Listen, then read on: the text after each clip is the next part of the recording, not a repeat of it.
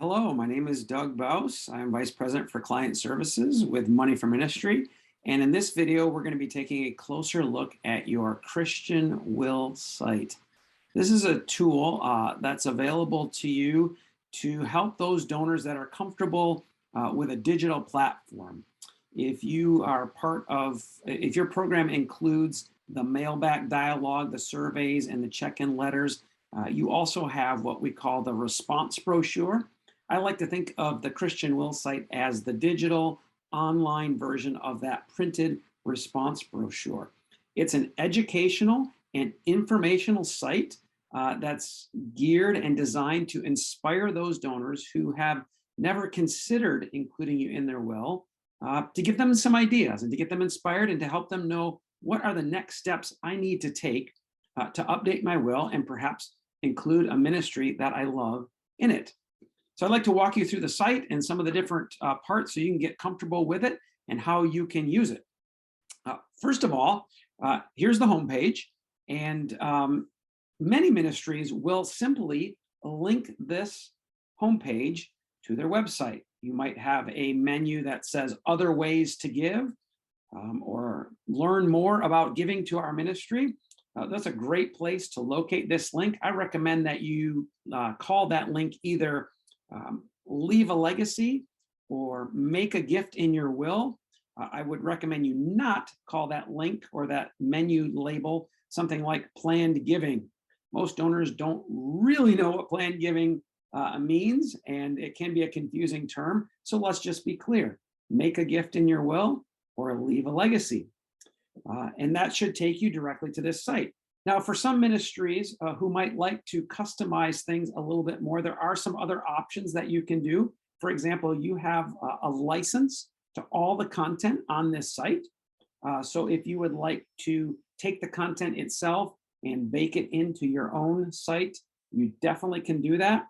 It's obviously a little bit more work on your end, but for some ministries that we work with, it's worth it. And the branding becomes very in sync with what you're already doing. And then for those, there is a kind of an in-between option as well. We can help you with what we sometimes call a vanity URL, which is a way to make the URL look like your site. But then when they come, they'll be redirected to this site. So those are just some strategic options for integration that you might want to consider. As long as we're talking about branding and making things look like you, in any case, whatever happens, this site will always include your logo up here. We will definitely match the colors of the text to match the colors that you use.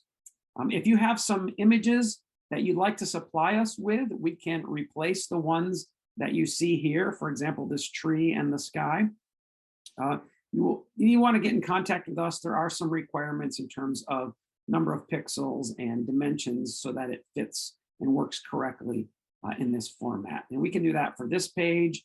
There's some of the sub pages as well. You see here these images. We can swap those out for you.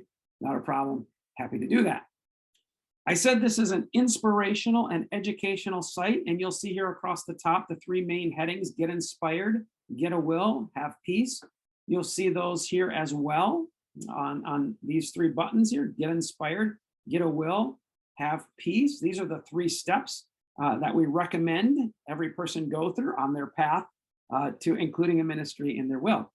We're going to walk through each of those tabs here, but before we do that, I also want to show you what is just what we sometimes say below the fold on this home page, and that's the content that we produce for you. If you've watched some of the other videos, we talk about the special bulletins, the small and the medium size content. This is the copy from the special bulletin itself. It is updated for you every time there's a change, and we go according to the schedule that you're given. If you're familiar with your 15-month overview, there's a schedule of the different multi-channel messaging packages.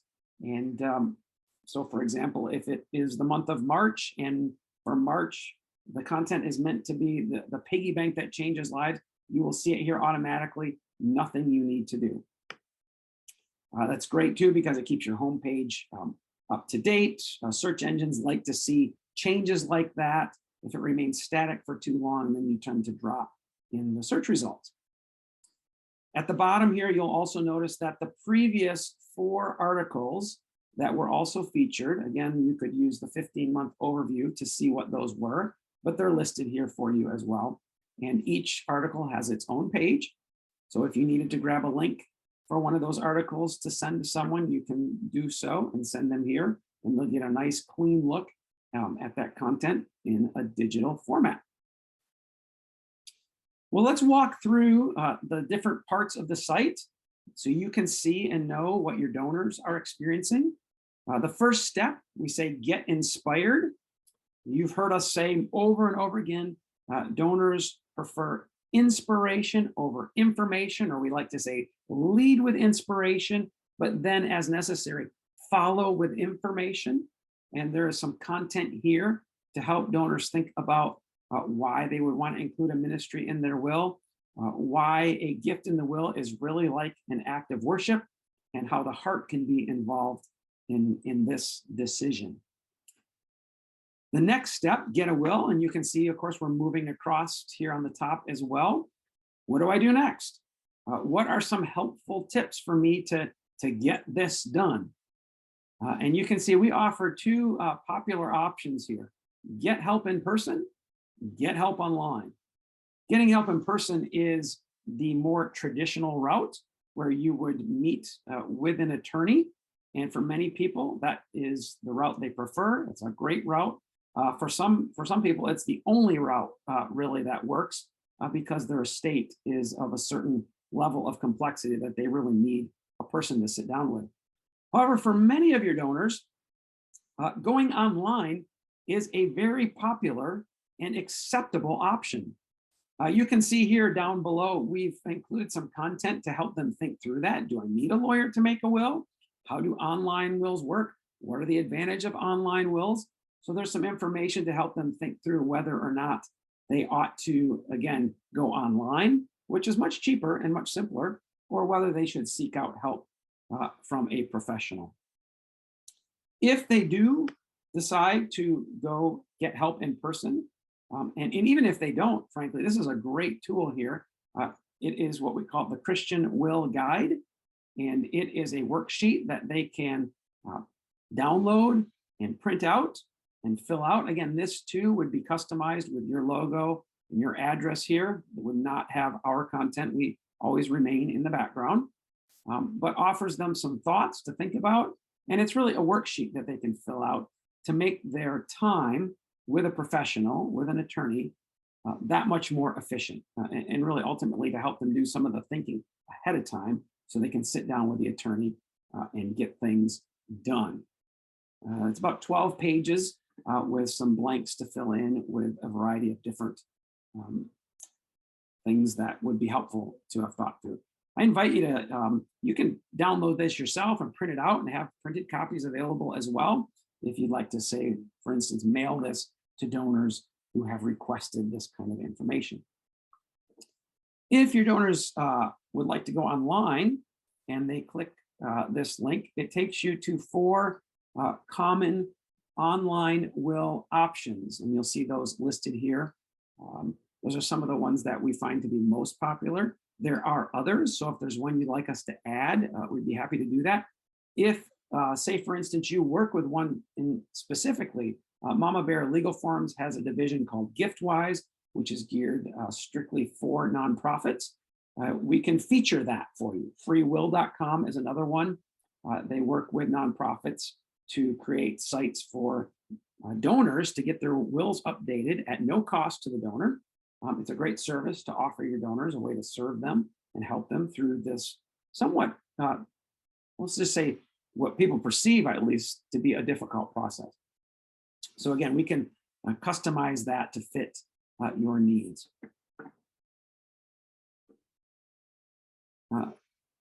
There are, again, some tools here. How do I find a lawyer? We would include your legal name and tax ID number. All of these things here expand. There's some sample bequest language. If you go online, you don't really need this sample bequest language. Those tools will fill that in for you automatically. But if you would need it, it is here. Again, I referenced these earlier. I may not have called your attention to the fact that if you click this button, they will expand and there is more information there. So we say get inspired, and then the how to get a will, and then what do you do next?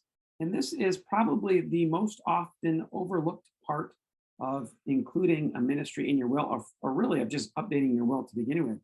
And that's this: have peace, but have peace because you've told your loved ones about the decisions you've made. It can be a time of death is always a challenging time for a family.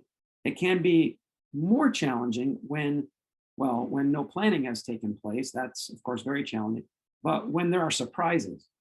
And so we recommend that donors make a point to tell their family about the decisions they've made. It goes a long way to smoothing things over and making kids, grandkids, family members receptive to the news that is in the will. There are some tools that are available to help donors do this, and we include them here, and we recommend that you make these available to your donors. Of course, they can find them on the website, but there might be times when you actually want to give them out as a way to serve donors. Many donors and many giving professionals, for that matter, are not familiar with the term an ethical will.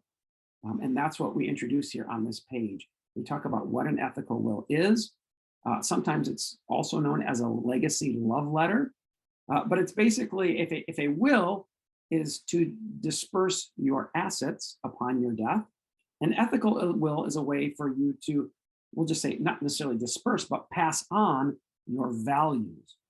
And so this piece here talks about what an ethical will is and how you can begin to write one. There's some tips there for how to begin that process. We have a worksheet for creating an ethical will that can be downloaded. There is a sample of, and again, I'm using the words ethical will and legacy love letter interchangeably, but here is a very short, simple sample of what that could look like. This is all on the Have Peace page. Then we have some other information about setting up a legacy file. Sometimes it's called a legacy drawer. Some things that your donors might want to include in that file or that drawer. They may want to send a notice of bequest to you. This is something that we get asked about from time to time. We don't necessarily, well, I wouldn't ever require this of your donors to consider their gift in the will valid. Many will tell you through the mail, through the surveys and check-in letters that we help you with. But sometimes a donor will just like to send you this kind of intent letter on their own, and here is a sample for them to use. And then finally, there's some information on other ways to give. Planned giving for many donors is really about the gift in the will. In fact, 85 to 90% of all planned giving is that simple gift in the will. But there are some other tools that some donors may be interested in. And we briefly explain what those are here, and really for their information. We've tried to keep it simple because, again, the vast majority of your donors don't need or don't have an opportunity to use these kinds of gifts. But if they want to find out a little bit more, there is some information here. Lastly, the contact page. If donors need to contact you for any reason, they can use this page. Again, this picture would be of someone from your organization, perhaps your president, your director of development, advancement director, whoever you choose would be here.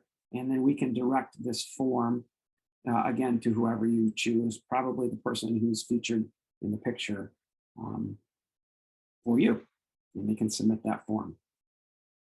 I hope you have an opportunity to get familiar with your Christian will site. Again, it will look very familiar. The logos, the colors will reflect you and your ministry. And it's a great opportunity to help donors learn more about including you in their will. Thanks so much for listening.